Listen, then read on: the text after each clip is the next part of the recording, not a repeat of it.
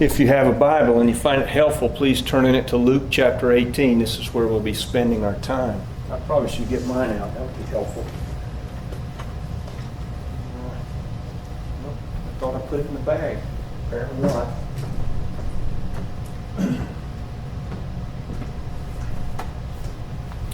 Luke chapter 18. You know, one of the difficult things, or many difficult things, I don't even know why I said that, but about being a follower of Jesus, but one of them that's in some ways the most difficult is that we live in two worlds. We're living, as I pointed out last week, we got one foot in the kingdom of heaven, the other foot's in the kingdom of the world. We have to obey some of the things that come into our lives that force us to do things in this world that maybe we're not so sure are the right things, very much like what we talked about in Sunday school today.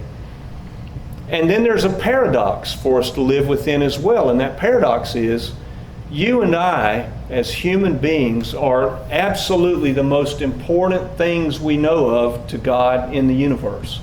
I mean, think about it. You and I look out at the stars, the galaxies. We can take a telescope and look far off into space, and we see these immense galaxies, the immense distance, and yet none of those things look back at us. We're looking at them. There's a sense in which we are so above as creatures everything else in the creation until it boggles the mind. And yet, when it comes to our standing before God, we're just sinners who deserve death. I mean, that to me is just, I can't even bring my mind to wrap around that. Pascal said the same thing. We are at the one position, the pinnacle of God's creation, and at the other position, we're the lowest of the low in comparison to God.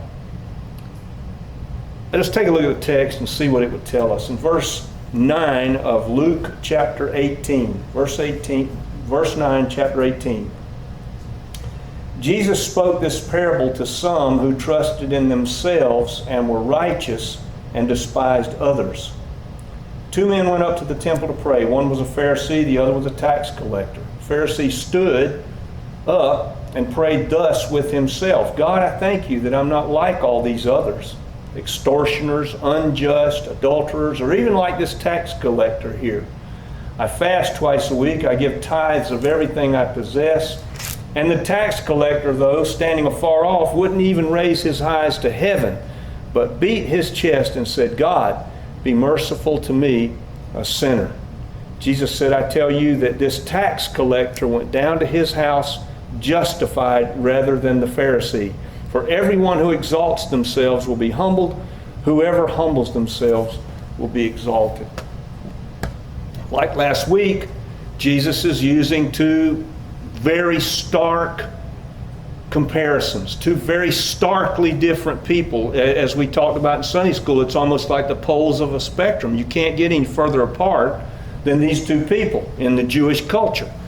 You've got the Pharisee, who is the Pharisees with all their flaws and all the things we read in the Gospels regarding the way they were, and that Jesus was so critical of them. What we have to realize is all of the common Jews respected the Pharisees enormously. They were the pinnacles of moral society in the Jewish culture. And the reason for that is, during that intertestamental period, 200 years prior to Jesus coming to the earth, they were the freedom fighters. They were the ones who stood up against the Greco-Roman armies of Ptolemy and said, you will not desecrate this temple. And the Maccabees in that whole period, they rid the temple of all the desecration. All kinds of images had been set up in there, Zeus and everything else, and they liberated the temple. And you have the Festival of Lights, which is not an Old Testament festival. That's an intertestamental festival that's celebrated by Jews by the time of Jesus. I mean, they're celebrating it within the Gospels. There's a place where Jesus, on the Festival of Lights, this moment for the Jews was directly attributable to the Pharisees. They were the people who fought for the freedom of the Jewish nation against the Ptolemaic kingdom and won. So these people are heroes for the Jews. Uber nationalistic. They took their Tanakh, the Old Testament, very seriously, and they obeyed it very circumspectly. And you see here that Jesus is talking about the time of prayer. Orthodox Jews obeyed 3 times of prayer, 9 o'clock, noon, and 3 o'clock in the afternoon. And the Pharisee was going to be there all 3 times. And this is obviously in Jerusalem because he speaks of the temple. So the Pharisee is in the temple every time of prayer doing exactly what he's supposed to do. And the common people, on the other hand, just the normal people like us, could not do that. They couldn't go to the temple 3 times a day. They had to obey the laws of the world like you and I do. Got to be at your job, got to tend the flocks, got to tend the garden, got to do the tanning, got to do whatever it is they did in order to eke out a livelihood. Well, the wealthy tax collector could be at the temple because they were wealthy. This Pharisee, he's not praying to God. The text says it himself. He prays within himself. He's praying to himself in a self-congratulatory way, saying, you know, all those other people, I'm not like them. I'm somebody that you would really want me to be. Look at my life. Pharisee says, I fast twice a week. Well, that's crazy. There's no thing in the law that says fast twice a week. There's only one required fast in Judaism, and that's on the Day of Atonement, Yom Kippur, once a year. The rest of the time, there's no fast that's given to them. What's the Pharisee doing? He's looking for extra credit with God. Look at me. I do it twice a week. I'm only obligated once a year, but I'm doing it 104 times and 105 on Yom Kippur. Look at me, God. Look at what I'm doing. This is the way the Pharisee's taking his life to be. And then you've got Paul, the Pharisee, who says to the church at Rome in Romans 4, to one who works, the reward is not accounted as grace, but as a debt or a wage. But to the one who doesn't work, who believes God, who justifies the ungodly, that faith is accounted as righteousness before God. Very different combination of things. And yet this Pharisee has no awareness of this whatsoever. The Pharisee is counting upon his work to make him righteous before God. Twice a week in that fast, most of the Pharisees, according to Jewish history, would put chalk on their faces and make their faces whitened so that everybody would know that they were fasting. I mean, they wanted to be seen as righteous and obedient to God. They tithed everything. The Bible, no place in the Old Testament requires that. They would tithe if they sat down at a meal. And I don't know what, the text says mint and cumin, so let's just assume that those are condiments on the table. You got a little bottle with some cumin, you put your whatever it is in front of you, your lentil soup, and you take a little cumin and you pinch it out and you sprinkle it on the soup, but before you drop it on the soup, you take a part of that pinch and set it aside and you tithe it. That's what the Pharisees did. Can you imagine sitting down everywhere you go, every last thing you use, a glass of water? You take a tenth of the water, and who are you giving it to? I don't know. But for the Pharisee, they're giving it to God. They're living as perfectly as they know how to live. And this Pharisee comes to the temple on this day not to thank God for the fact of grace, but to tell God how good he's doing. That's what he's there for. Paul says in the same chapter of Romans, if Abraham was justified by works, he has something to brag about, but not before God. The Pharisee doesn't know that. Now, on the other side of the spectrum, you've got the tax collector. Tax collectors are the worst people in Jewish culture. A prostitute is better than a tax collector in Jewish culture. Why? The Roman system was set up such that the Romans went into each of the provinces that they ruled, and let's say they ruled Manor. They would come and they would find somebody that lives here in Manor to collect their taxes. And here's the deal they would make with you. They would say to the tax collector, you collect the taxes, here's the requirement, 3%. That was the tax. You collect 3%, but the people out there don't have to know that. So if you tell them 5%, everything you take above and beyond the 3, you get to keep. Well, can you imagine what a temptation that would be? That Zacchaeus, and we're going to come to him in a few weeks. Zacchaeus was wealthy. Why? Because these people would hire lackeys. Like they would, let's say that the tax collector is so-and-so here in Manor, the so-and-so would go and hire some underlings to go out and help with the tax collection. They would all be paid the same way. And then the tax collector would be paid from what they took in, scrape some of that off, and then scrape more by adding to the percentages. And the common people had no way to know. There was no written law. You didn't get a thing in the mail that said you owe X. You could tell them anything you want. And you had the full weight and confidence of the Roman legion behind you when you collected it. So who's going to say no? Right? If a bunch of shields and spears show up in your yard because you don't want to pay any more than what you think you're supposed to owe, they're going to say, no, you owe this, and you better pay it. You see what's standing behind me?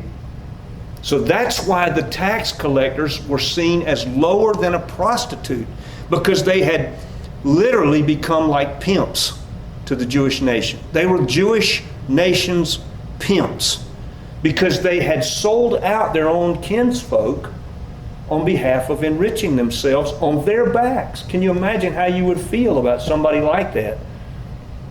And they used what would be today mules, as drug dealers in our culture call the people that go out and sell the drugs actually on the street or transport it. They would use those local people to go out and help collect the tax. So the tax collector comes into the temple, and you notice something about the text. He stands far off. He's not up close to the altar. Tax collector standing at some distance. Why? This tax collector has had his eyes opened. He's now got a clear picture of who he is before God. The Pharisee, this is what strikes me about this text. The Pharisee is telling the truth. He's not lying about the good things that he's doing. He's telling God how it really is. God, I do all this stuff. And it's true, every bit of it. But the Pharisee is looking at the tax collector and saying, but God, I would never sell out my kin people as he does. I would never become a pimp and prostitute my nation the way this tax collector has done. So, and I looked at the prayer here with this Pharisee. He's saying the right things. What does he say? He says, thank you, God. He's saying, God, you've given me so much that I'm so thankful to you that I'm not like all these other people. So he's even giving God credit for it in some sense. But this Pharisee, the text says, prays within himself. He's not talking to God here. This is not somebody that's coming before the throne of God and saying, here's who I am. This is somebody who's come, just as Paul said, Abraham might be able to brag, but not in front of God he can't brag. He uses the personal pronoun in this text. You can go back and count it for yourself. I, 5 times. The Pharisee, further, does not care about the tax collector at all. In fact, the tax collector is nothing but the poster boy for everything the Pharisee is not, or nor should anybody else be. He's kind of an anti-example, and the merciless way in which he prays about all these people says everything about the Pharisee's heart. I'll tell you, there's a lesson here for us, at least for me. If we find rest in comparison to other people, we are living in a deluded state. We're deluded.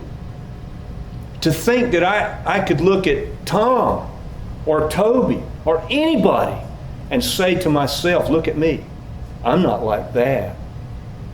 That's delusional. We've got no right to it. This tax collector, if the Pharisee truly were walking with God in a real relationship with God, he would look at that tax collector with pity. The tax collector is pitiable. Anybody who's addicted to drugs is pitiable. They're not evil, they're pitiable. Somebody who is robbing 7-Elevens, they're not evil, they're pitiable. And if I look at them in that way, as evil, I'm not like that. I've really stepped over a line. Think about what it means. This tax collector, I don't know if you're aware of this, in the Greek text, he doesn't say, have mercy on me, a sinner. He says, have mercy on me, the sinner. It's the direct article. I mean, he really takes this seriously.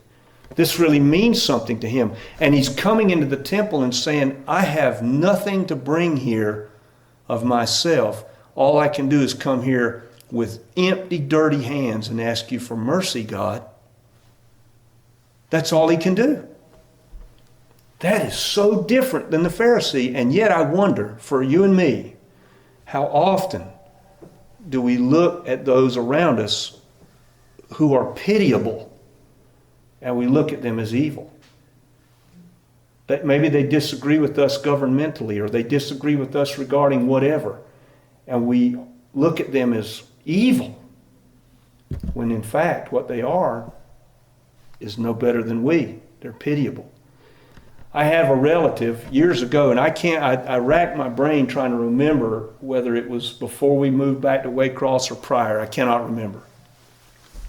We were having a conversation around the table one day, and this relative at that time in history, I don't know about now, they had a kind of a disdain for organized church. And I have problems with it just like we all do. The organized religious expression has its problems. It's all we got, but it's got its problems. Well, in this particular conversation, this person said to me, I don't even know how we got on the subject of the song Amazing Grace. We were talking about it, and they said, I don't like that song. And I thought, what's not to like? And the person said to me, I don't like it, the fact that it says I'm a wretch. I'm not a wretch. This tax collector thought differently about himself. He looked at himself and he said, I am a wretch. I am. And the only thing I can do is come to God and ask for mercy. There's a 3rd and 4th century, and look, that idea of being a wretch, that's not attractive, is it? I mean, who wants to think of themselves like, I think, gee, Rip, you're a pretty decent guy. You're not doing all those things, those terrible things. You're not. But that song was written for me. Antony his name is Saint Anthony. And he is a 3rd and 4th century ascetic. And this past semester I had to read a bunch of the writings of these, what are known as the desert ascetics in the church. Early in the church history, in the first 300 years, there was a group of people who took their faith so seriously that they felt as though they could not express it without isolating themselves, not only in the sense of a monastery. They went beyond that. They went out and lived in a cave and set aside all of the trappings of comfortable living that you could possibly set aside, because what they wanted to do was they wanted to go out and concentrate 24 hours a day, 7 days a week on hearing from God. And this was one of those ascetics. So imagine, and one of the things they fought against was pride. I mean, can you imagine how you'd feel about yourself if you spent 20 years in a cave because you wanted to seek God? You're looking at all these other people, they're doing their jobs, they're kind of looking like everybody else, they're not like you. They're not like you or me. We've gone to the cave. We're really serious about our faith. And Anthony says this, asking for mercy is what we must do to be saved. And then I love this part. He closed the sentence by saying, it's all we can do. Wow. Here's the guy, 20 years in a cave. People are making pilgrimages to come and see what Anthony would say to them, because he's been seeking God so long. Anthony's got to know what God thinks. Asking for mercy is what we must do to be saved. It's all we can do to be saved. Man. See, this text tells me that most of the time we're asking the wrong questions about ourselves. Am I as good as other people? Is not the right question at all. Meaningless question. Doesn't mean a thing. Some places I am, some places I'm not. Who cares? Is that going to mean anything when I leave this world and stand before God, that I'm nicer than somebody else? No.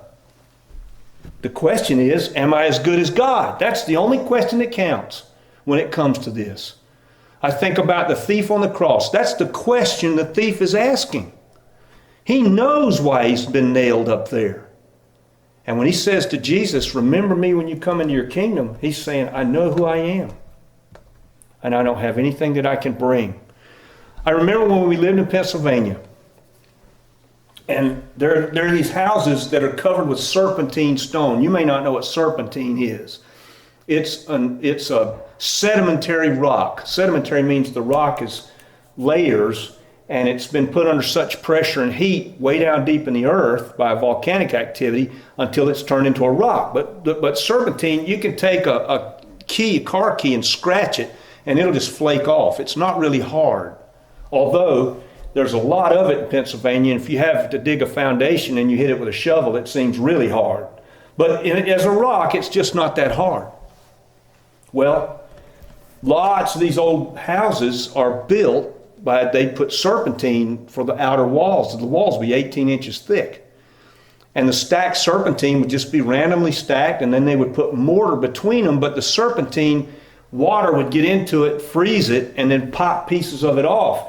And after a while, you start thinking, if I don't do something pretty soon, there are going to be some stones missing. So what people did in Pennsylvania, lots of them, they would take stucco and they would just cover the stone. So when you'd see these houses, they were all bumpy. You could tell there were stones behind the stucco, but they would paint the stucco with whitewash. And I mean, a sunny day, if you had to work up in front of one of those things and the sun was back here, if you didn't have some sunglasses, by the time you got done that day, you were tired just from doing that. Hard as you could squint down to see what you were doing, you'd turn away from that wall and it was like it was dark outside. But then it would snow and cover everything with snow, and those houses looked absolutely gray at that point. They didn't look so white anymore. That's the way we look compared to God. We look like a whitewashed house when we're next to each other, some of us. But then when God shows up, we don't look like that anymore.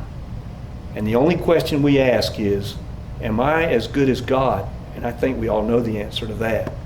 So the only place we can go is to do just exactly what this tax collector did, is come to God for mercy. That's all we can do.